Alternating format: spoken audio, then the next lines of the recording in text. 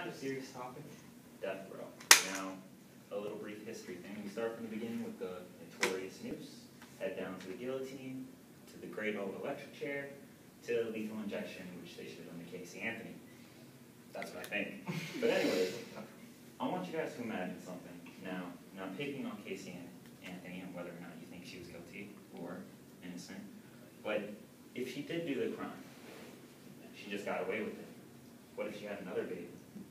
Does the same thing. Goes to court for another 2 years for a bunch of taxes of our money, paying for court, for a bunch of bailiffs and etc.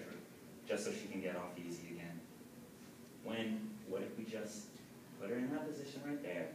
Not only would a baby's life be saved, but so would our cash. Now, whether you agree or disagree with us, bro, it does help, and it should stay.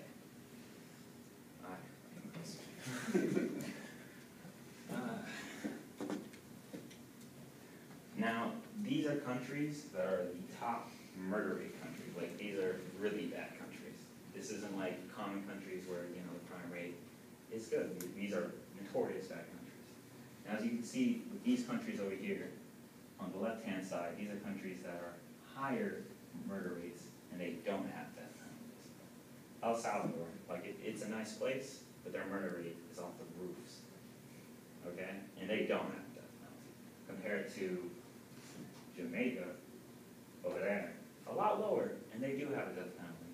And if you can compare, you know, going down the list, Colombia, you know, Guatemala, and you can easily tell, yes, it has an effect because humans fear punishment.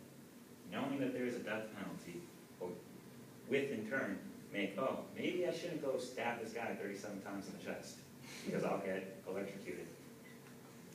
Now that I've talked to you about statistics with death penalties, I'm going to show some arguments that people usually bring up.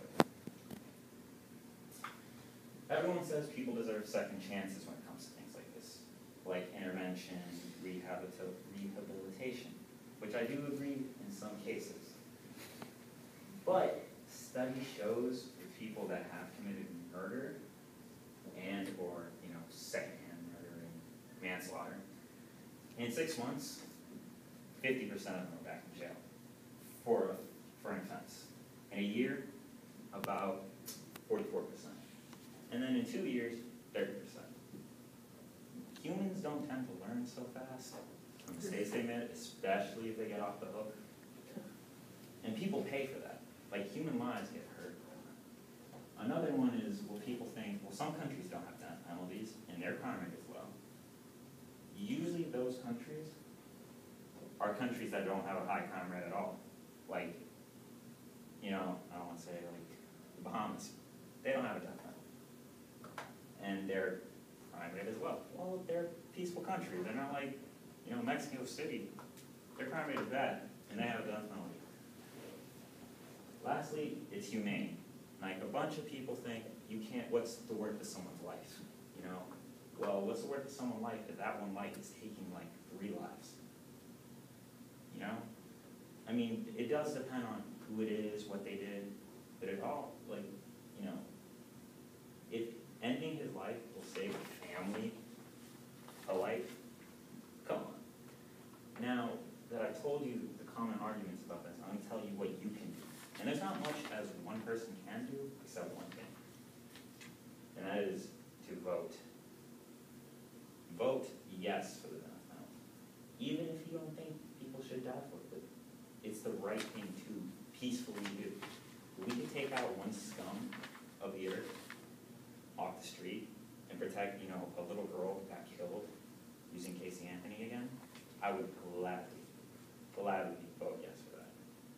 And again, it doesn't matter whether you're Democrat, Republican, or neither, you're in the middle, you should vote yes for that. Now that I've talked to you guys about everything, I would like to conclude with the facts that the crime rates do and are affected by knowing that there's a punishment for what you do. Also, showing that it doesn't matter if they're let off easy. People just do bad things. It's what we do with people. So, you know, like I said, 30% within 6 months, 44% within a year, 59% within 2 years, and 67% by the end of 3 years.